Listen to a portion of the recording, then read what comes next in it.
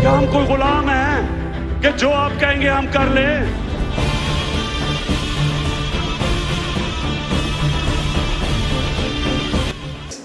When we create conditions, bad conditions, when there is a uprising inside the country, when people are unhappy with the state institutions, then why should we complain our enemies? Why wouldn't our enemy exploit that situation?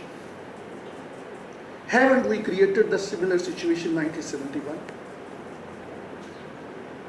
Don't you see around you what happened in 1971 now? Haven't you seen it? If you haven't, I believe none of you would say you haven't seen that.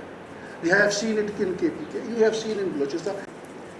And we have to plead our case to the people of Bangladesh that the people of Pakistan never had problem with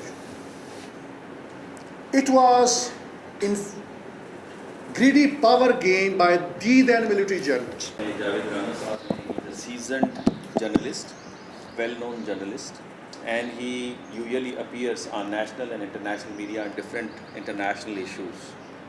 So today we are lucky that we have invited, and his kind self has given us time to share his insight regarding the current regional situation. Welcome to Javed Rana. Thank you. Please. Bismillah ar-Rahman ar-Rahim. To begin with, I think we had a slightly different topic to discuss. But given the fact that during last 2 days there are huge, big development of a mega proportion with the, I would say, very perhaps mega implications. And our minds are obviously driven by what happened in disputed Kashmir region and the threats of India to Pakistan.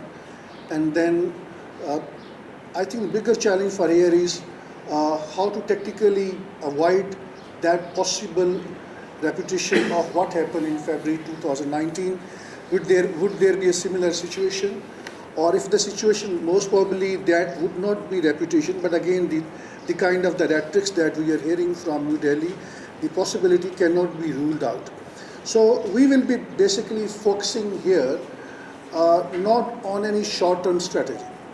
We'll be focusing here what kind of long-term strategic policy Pakistan should have, with which we can have a better deterrence to avert any this kind of situation, and more particularly because Pakistan is not being taken seriously anywhere in the world.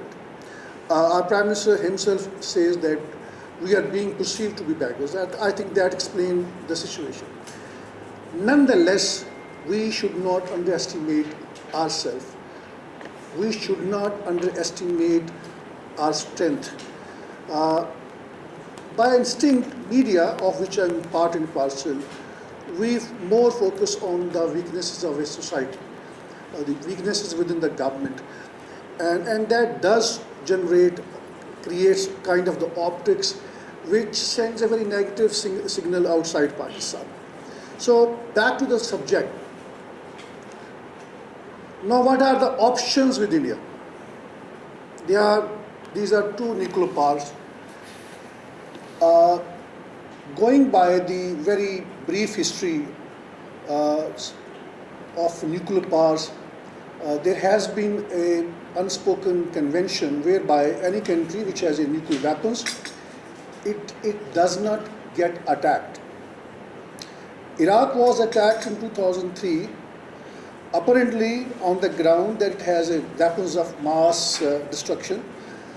The only reason Iraq was, I would say, the key reason Iraq was attacked, that it did not have the weapons of mass destruction. Libya had its nuclear program. Gaddafi's son compromised with Britain and the USA. They surrendered their nuclear programs. After a couple of years, Libya was attacked. Gaddafi was overthrown. Ukraine in early 90s, had the third largest stockpile of the nuclear warheads, being part of the then Soviet Union. It agreed to surrender its nuclear warheads to Russia, and the assurance was given by Russia and the Americans and West as a whole that Ukraine's security is guaranteed. Right now we know that the more than 20% territory of Ukraine is under the control of Russia. In case of Pakistan, Alhamdulillah, apart from February 2019, since we had nuclear weapons, there was no Indian attack on Pakistan. So, without naming, because since this would be broadcast, a professor of this university, I interviewed him in early 2002 for a Japanese. That professor, I hope you won't ask me his name, is known to be anti-nuclear lobby, part of Pakistan nuclear lobby. He's the most prominent figure. He spoke against Pakistan's nuclear weapons, Pakistan should not have the nuclear weapons, blah, blah, blah, blah. And when interview concluded, he told me, off the record, that one friend of mine, his friend, who's a additional secretary in the Ministry of Foreign Affairs, and he told me that after 9/11, Americans had strategic calculations on Pakistan.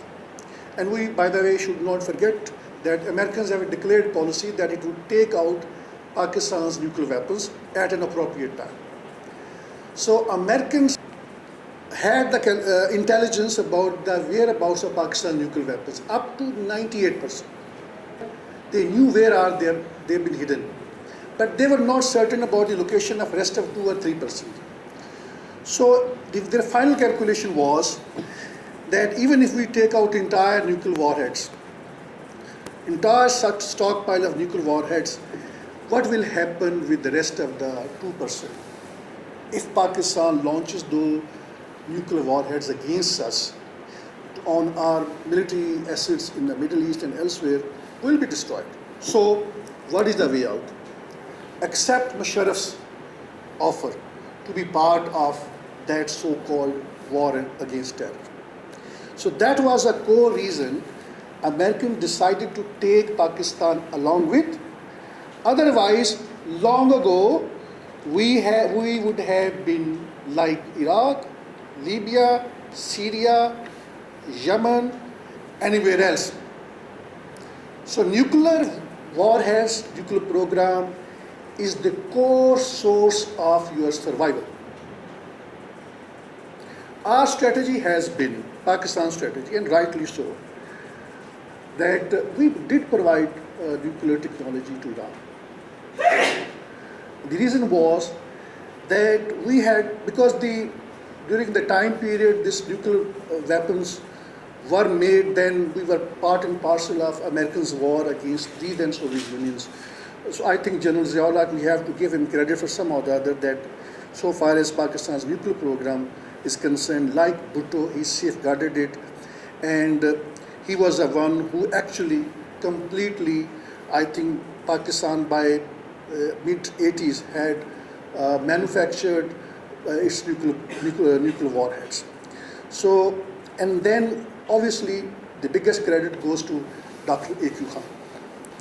But the bigger issue here is that how to safeguard our nuclear warheads, how to prevent American pressure from being built up onto Pakistan.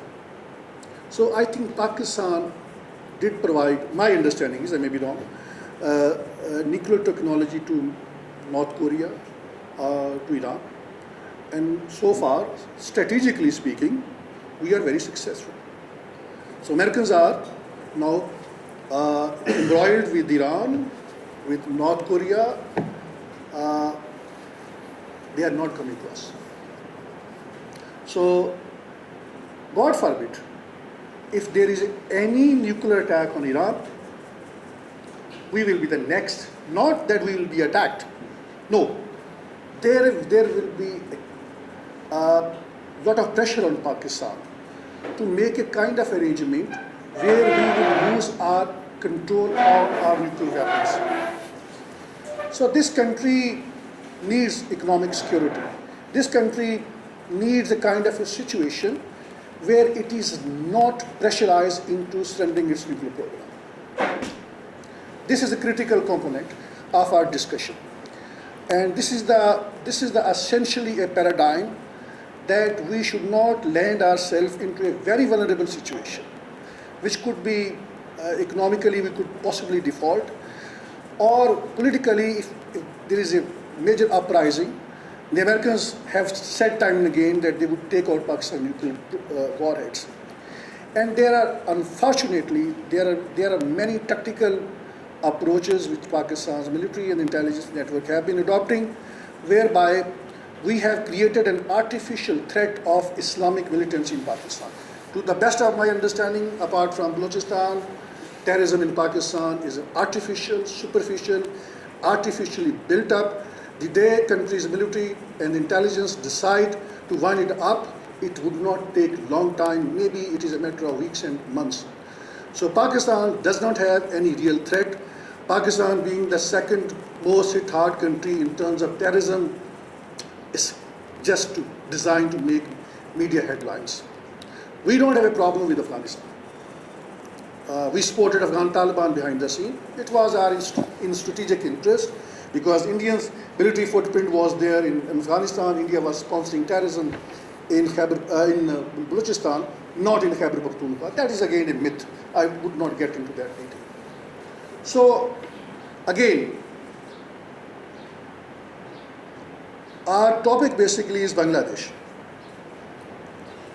and how strategically we can bring Bangladesh together. Now, India has been sponsoring a kind of terrorism in Balochistan that we need to counter. Say 90% is because of our own blunder, that we have failed Balochs.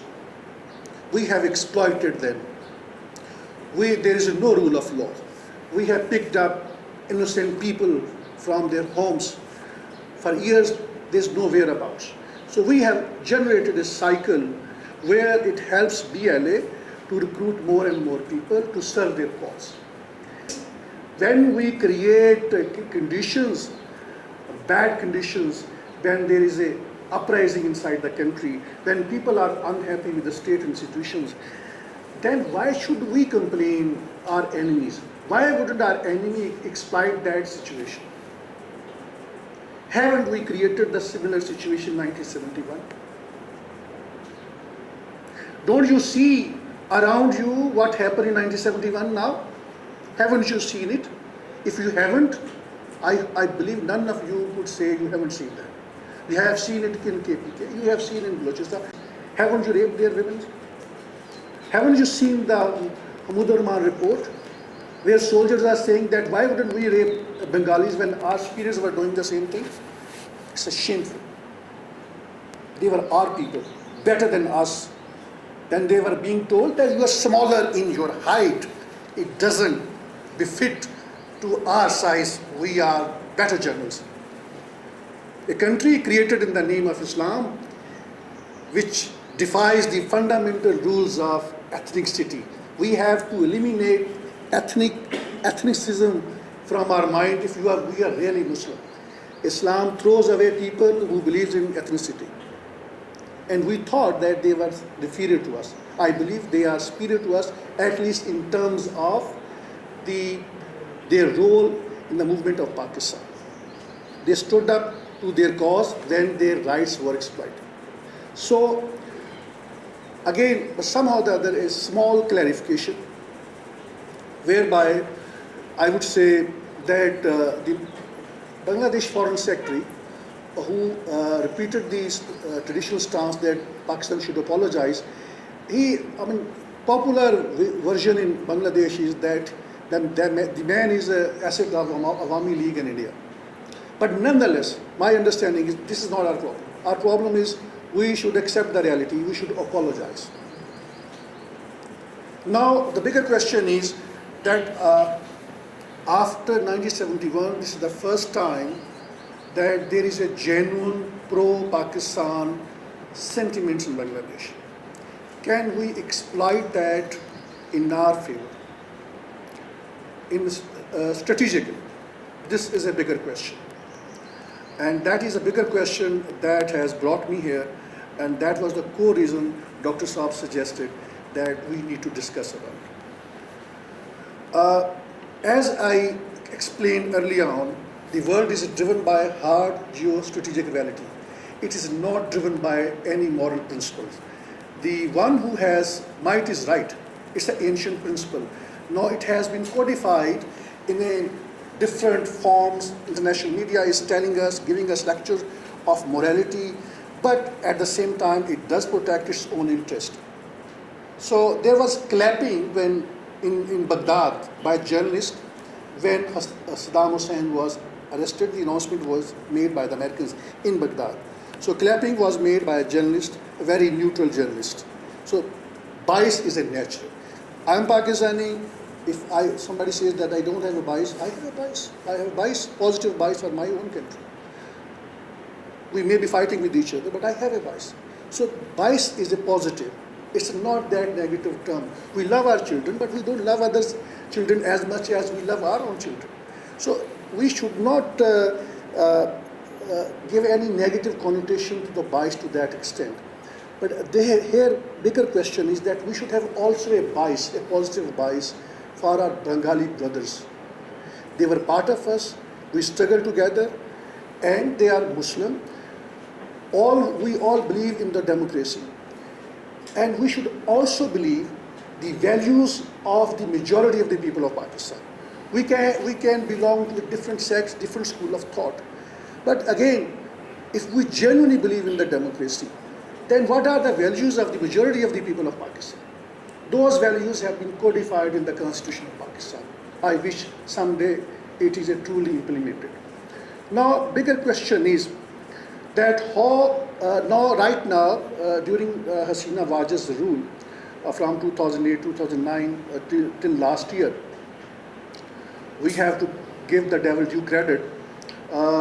India came up in a big way. It spent at least 10 billion US dollars.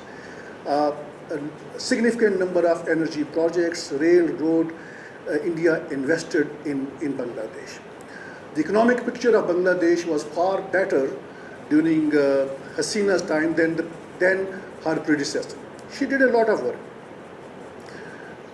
Bigger question is, when economic conditions were not bad, their export profile is around 57 billion US dollar, which is a far bigger than our size. And again, it's a not bad economic profiling.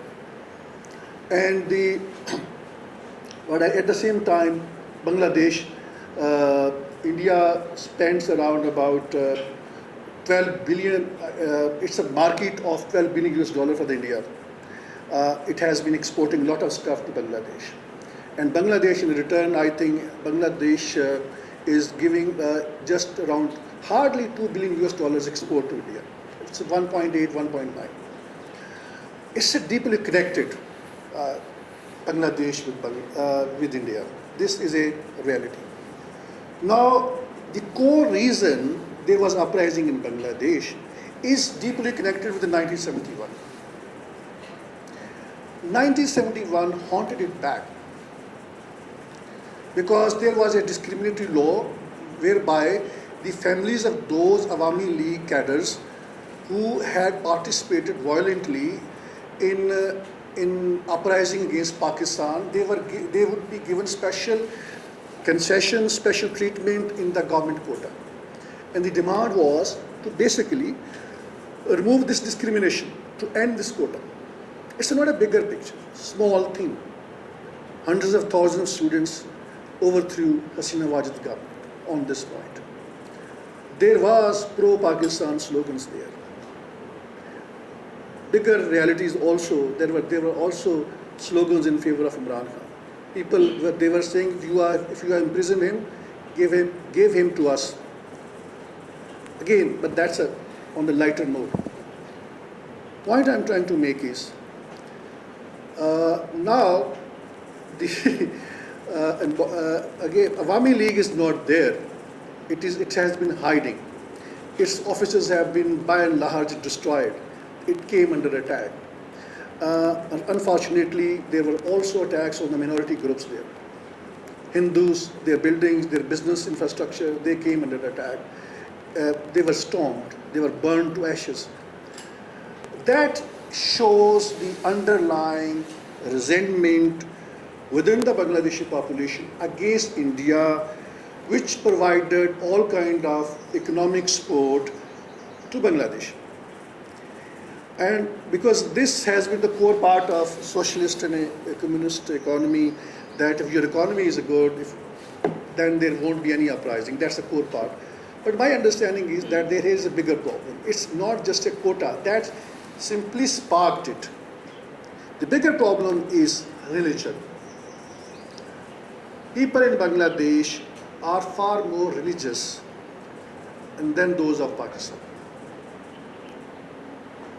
In terms of the rituals, in terms of their sentiments for the Muslim causes, even in terms of the number of the Tablighi members of the Tablighi Jamaat and their structure, that's a far more stronger in Bangladesh. And their population is slightly less than us, but that's not a big. By and large, we have the similar amount of the population. It's around about 200 million populated country, thickly populated country. So, in the University of Bangladesh, there is a pro-Pakistan sentiment. There have been demands from the professors that we need protection from India. We need some kind of missile shield from Pakistan. We need to import weapons from Pakistan, and we need greater foothold of Pakistan. Now, at this particular point of time, it will be premature to conclude anything. But again, the kind of the pro-Pakistan sentiments exist there. We should exploit it to the best of our interest. There is a commentary being given on Indian channels that India needs just 2-division military force to occupy Bangladesh.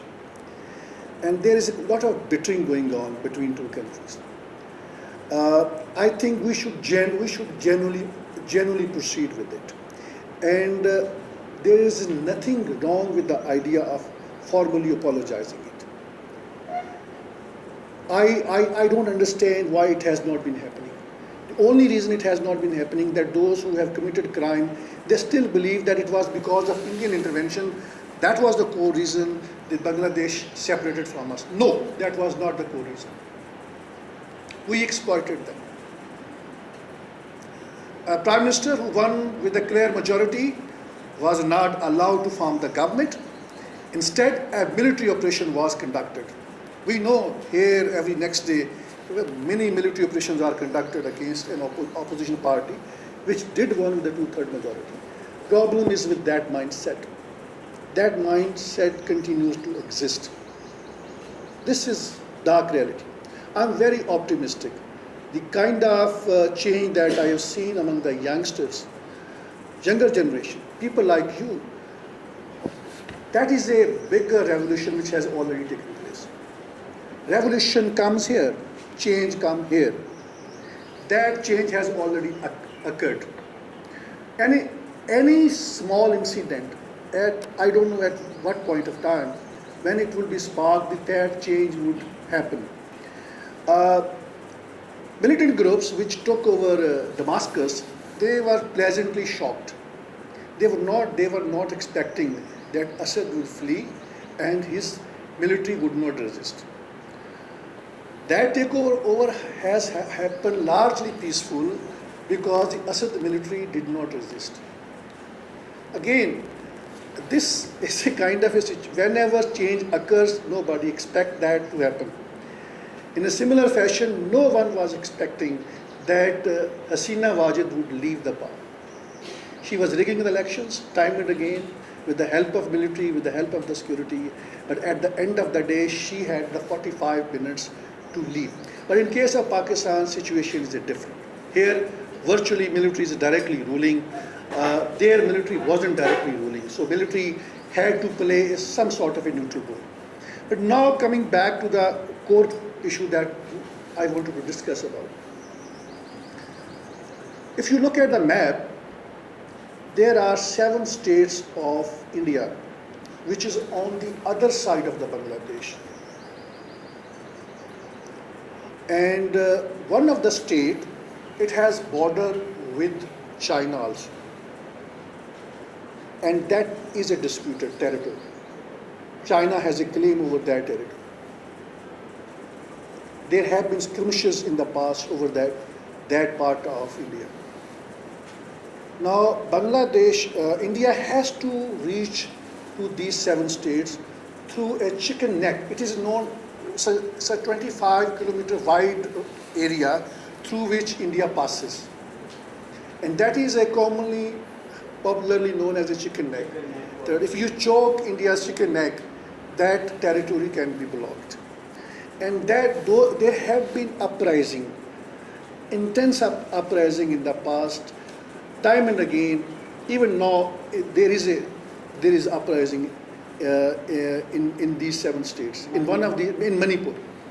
So point I'm trying to make is that India used excessive force and has managed to quell largely these uprising because it did not start off just a couple of years ago. It started off from 1947 onwards. We were supposed to choke that chicken neck, but we surrendered, and that is the net result. China could have done a lot in 92-62 war. We decided not to go along with China. That was a strategic blunder of General Yu because he listened to the Americans. Now again, what is done is done. It's a past story. What lessons we can draw? What are the options for us now? In the long run, what we can do? What I'm going to suggest, it is not something that is done overnight. It will take time. But that should be our objective. Right now, diplomatically, we have a lost game everywhere. No matter how strong our moral and legal position is internationally, so far as UN Security Council resolutions are concerned, India would not let you take it up in the UN Security Council. Americans are with them, other Western powers are with them. Apart from China, no one is siding with you. We have a beggar status in the international community, particularly in the Middle East. So we have to adopt a long-term approach, strategically, culturally, religiously, economically. We need to expand our relation with Bangladesh, in a gradual manner. And to begin with, there's nothing wrong with the idea to go for a visa-free regime with Bangladesh. There's nothing wrong with that idea. We can go for it. And the fact that India has been exporting $10 billion products into Bangladesh, our government needs to look into it deeply. What are the products that we can send to Bangladesh? So we need to strengthen our economy and expand our economic relations with Bangladesh. Right now, I think there is hardly around $7 million export to Bangladesh. And Bangladesh export to Pakistan is less than $50 million, around $46 million. So again, obviously under Hasina Wajid that was not possible. Hasina Wajid, you know it, she hanged members of the Jamaat-e-Islami. She thought they were supporting Pakistan military in quelling uprising in 1971.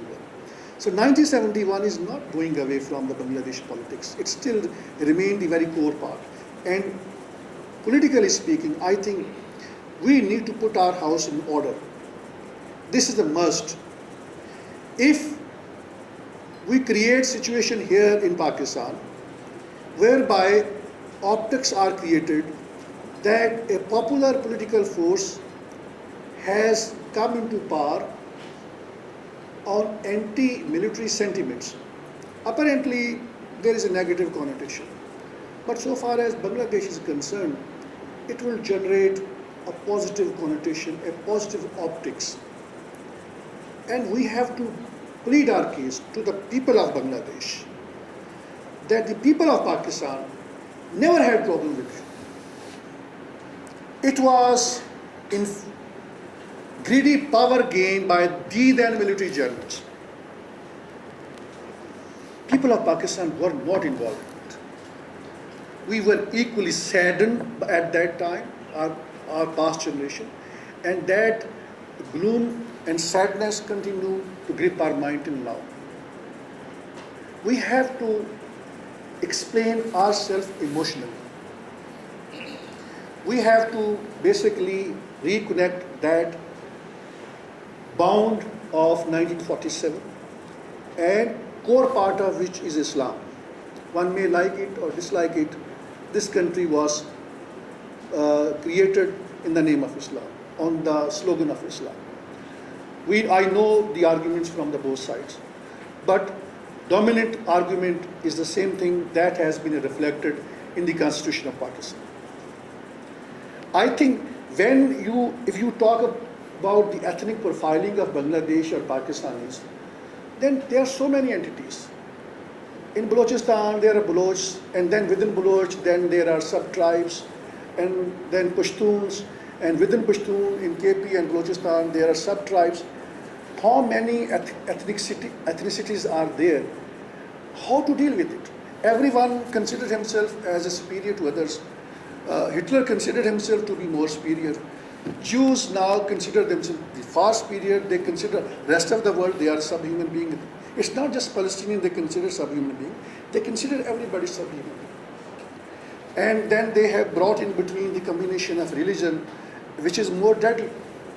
So in case of Islam, I think the bond of Islam is genuine bond of Islam beyond ethnicity. Now, when we look at the ground, the situation is altogether different. Ethnicities is so strong. Everywhere we see the evidence in Bangladesh, in KP, everywhere else, that this is strong profiling of ethnicity. But bigger point is when you don't enforce Islam in the real shape. Real shape of Islam is not what we have seen in Afghanistan. I don't understand that. What is wrong with the democratic Islam? May I ask anybody here, if you are 14 centuries ago and there is a 250 million population, and the caliph has to take allegiance from everybody, can he do it? There has to be election. So this democracy, people calling it as un-Islamic, this is unjustified. If we abuse Islam, if we promote hypocrite so-called Islamic scholars and religious leaders, if we think that that is Islam, I think this is not a good conclusion. So again, before I conclude, the broader picture is again we should not forget about Southeast Asia. USA has set up a alliance there with Australia, with India, with Japan, and basically to counter China. South China Sea is there, basically that is where China has built up artificial islands and set up their military bases. That is a battleground. China has quadruport. China is ethically connected with us. China has invested around $65 billion here, $38 billion they have promised in Bangladesh. The Americans' economic help, development is not, by and large, is not there. So China is very much there in Bangladesh already. So China is there. China, the BRI is everywhere, from Southeast Asia to Bangladesh in Pakistan. Pakistan's part is strategically is a very key part. So we have to basically build up an alliance along with China, because at the end of the day there is a possibility of war. If you want to avert a war, you have to strategically prepare yourself today, whereby Pakistan along with China, Bangladesh, Afghanistan, Iran, that looks like a future bloc. even maybe with most of the Central Asian states, because it's going to be on religious ground. Sooner or later, this is going to happen. I'm just cutting short without going into further details. So, what we can do in the long run, if there is a popular leadership in Pakistan, and I believe if there is a genuine restoration of the democracy in Pakistan, our ties with Bangladesh will get thickened. And if that kind of situation develops when there is a visa-free regime, people are coming and going, then we can think of basically going for two options. And I think there will be many takers in Bangladesh, and that is to either go for some kind of a loose confederation or having a kind of a defense pact. By having a defense pact with Bangladesh, we will be creating more stakes and a bigger deterrence against India. We should not forget RSS, which has prepared 6 million militants. Have you ever heard of it? Yes. And their declared goal is to take over Pakistan, Bangladesh, Indonesia, Afghanistan, who they think were once a part of it. Akhand Bharat. So that government is in place now. And we don't know, because Modi is a madman.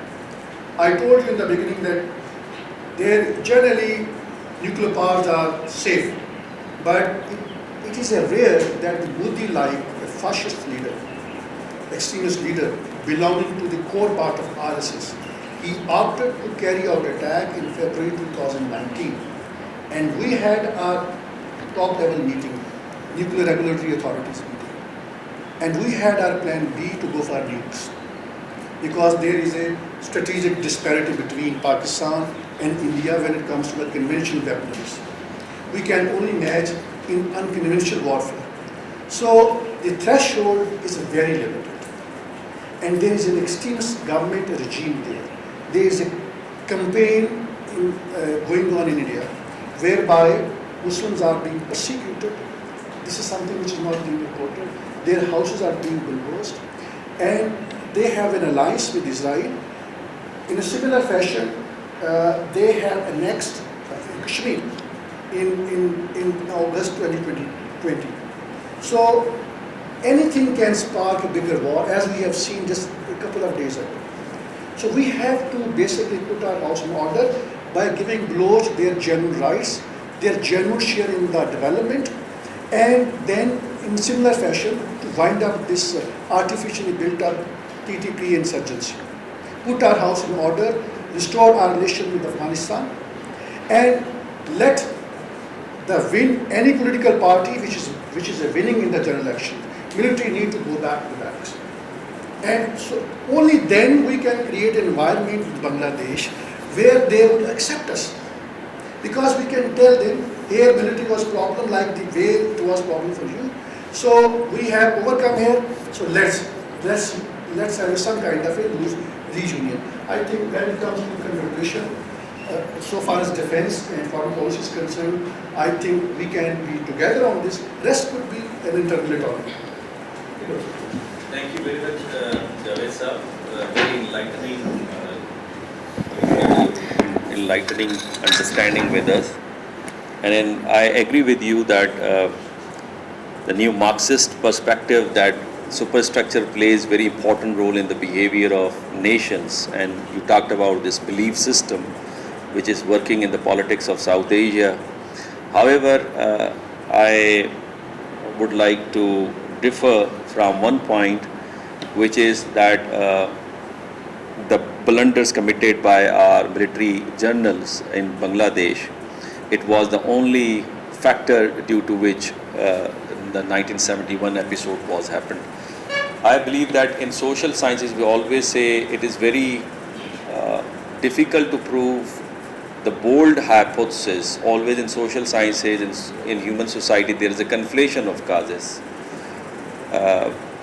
Agreed that there were serious grievances in the society of Bangladesh, the East Pakistan, but with the passage of, beside this, There were other also reasons like the Indian intervention, the international politics, the role of the major parts, because why we are not publishing this Hamudur Rahman report, it was because of the fact we believe that if it would be published, our relationship with major powers would be under threat.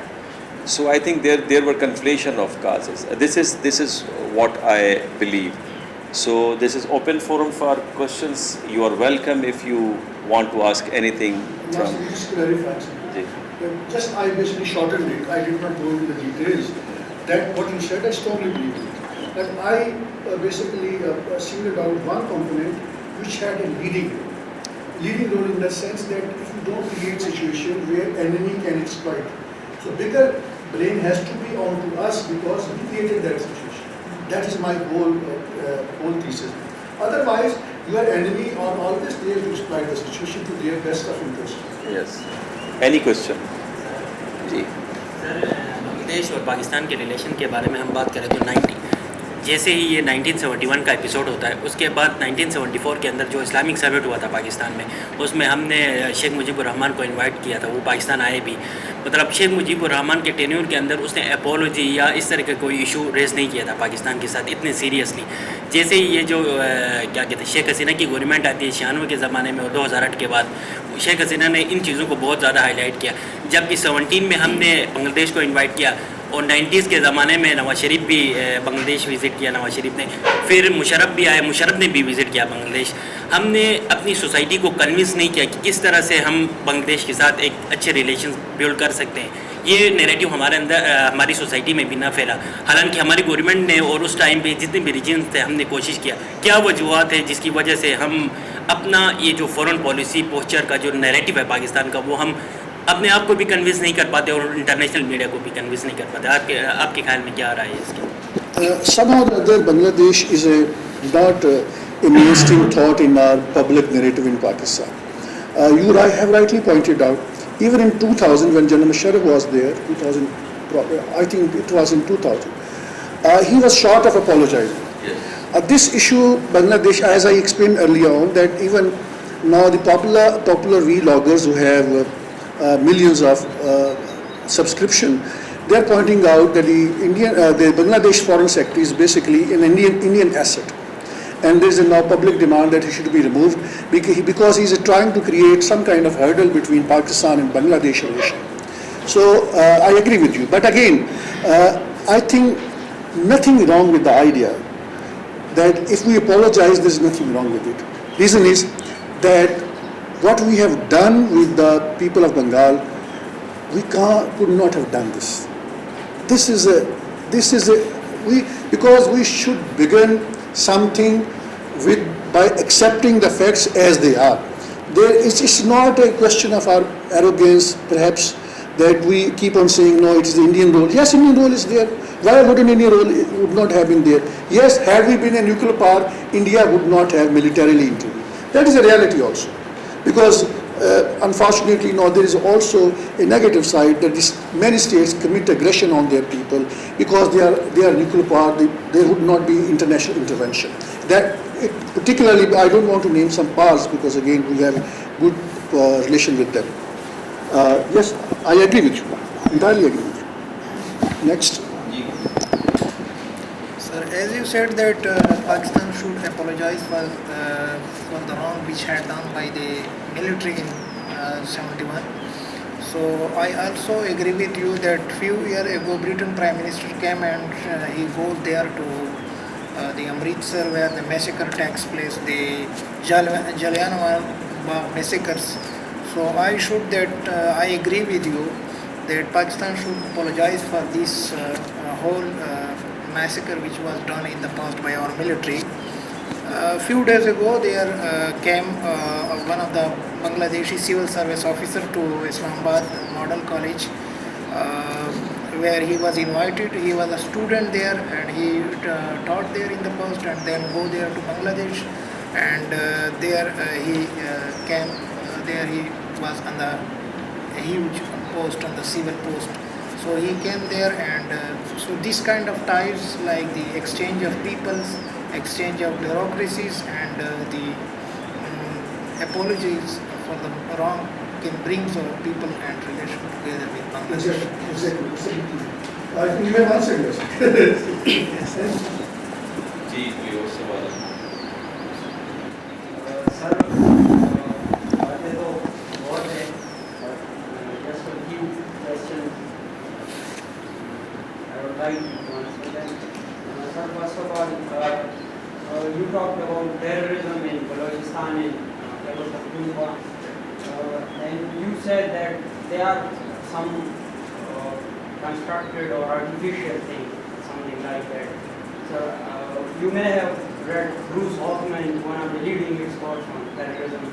According to him, sir, terrorism is not the symptoms that we see. Terrorism is the root causes, which are, according to him, sir, alienation, exploitation, suppression, and radicalization.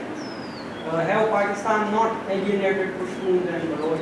Have Pakistan not exploited Pashtuns and Baloch? Have Pakistan not radicalized Baloch and Pashtuns for their own causes? One of them was, as you said, Afghanistan is supporting Taliban in Afghanistan because India had footprints there. Sir. Pakistan was a sovereign nation and having equal relations with India, sir. Building dams, building universities, building roads. Pakistan has its own right to do it with India, with China, and any other.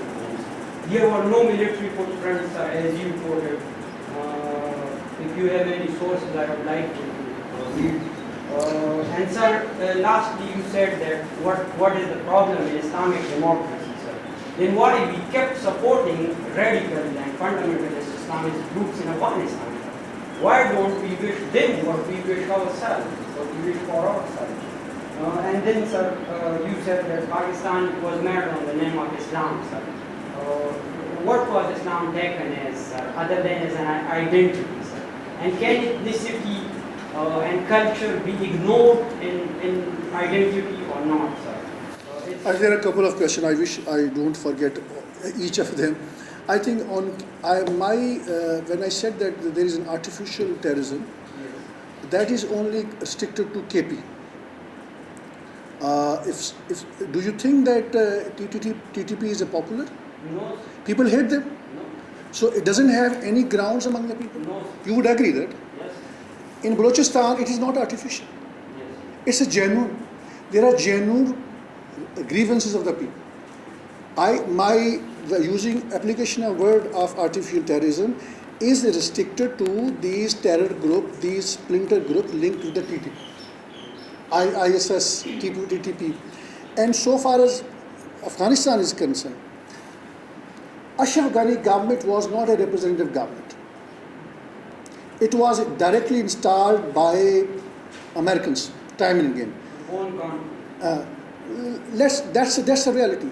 Now, if we be dispassionate and remove our reservation against Afghan Taliban is a resistant force, a genuine resistance force. They resisted American oppression. Afghans resisted British oppression centuries ago, one and a half centuries ago. They resisted Soviet Union. Again. They were more like Ashraf Ghani. Let's be very clear-headed about it. Now, I don't understand that any insurgent group which resist foreign oppression, foreign occupation, how can you bracket them a terrorist? No matter what is their ideology. This is the core reason. Because TTP, they want to Islamize Pakistan. This is a complete nonsense. I tell you one thing, I can't speak deliberately on this issue much. Somebody calls you up to a media and tells you that I am the TTP spokesperson and we have conducted this terrorist attack because we want to Islamize Pakistan. You see? Then there were negotiations with them during Nawaz Sharif's government, 2013, 2014. In 2008, what are their demands? Their demand is not to Islamize Pakistan. Their demand is to release their people from the custody, to provide them some financial benefits, to provide them money to build their homes. Small problems. So this is artificially built up. How many TTP groups are there? What is their strength? What is the source of knowing that? Intelligence source. These are all exaggeration. These numbers are made here on the papers. They don't have any public support. They are the most hated in Pakistan. And when they talk of Islamization, Pakistan's constitution speaks of Islamization. Because the same thing I discussed early on, sovereignty in the constitution of Pakistan is lie with the Allah subhanahu wa ta'ala. It's a part of the preamble. So that sovereignty is going to be protected by the people elected by you and me. But when the military elects people, select their boss in every general elections, do you think that is as per preamble? You have two ways. Taliban brand of Islam, which does not believe in the democracy, or a true modern form of Islam. We will be sticking to the Constitution of Pakistan. It is a consensus document. All seculars, people belonging to different ethnic background, all these political parties, religious parties, they have consensus. Now, the provisions related to interest-based economy, they are not being implemented. Highest rate of probably in the world of interest rate is in Pakistan. You are fighting with Allah subhanahu wa ta'ala against the degradation of Quran. Exploiting the people. It is established fact that the interest-based economy is exploitative. It doesn't require any debate. Why don't we end it? Why don't we introduce Urdu as an official language? Including me and everybody, our official language is English because Britain ruled over us, and in our brought up, we still believe that English is a better language, and somebody who understands, who writes English, who speaks English, he is superior to the others. That is a kind of bias, negative bias we have developed over a period of time. We need to get rid of it. We do not speak truth to ourselves. We have made our small kind of boxes of ethnicity or religions and sects. We live in it. I think the Constitution is a document upon which everybody we can be together again, and that needs to be implemented in its true form.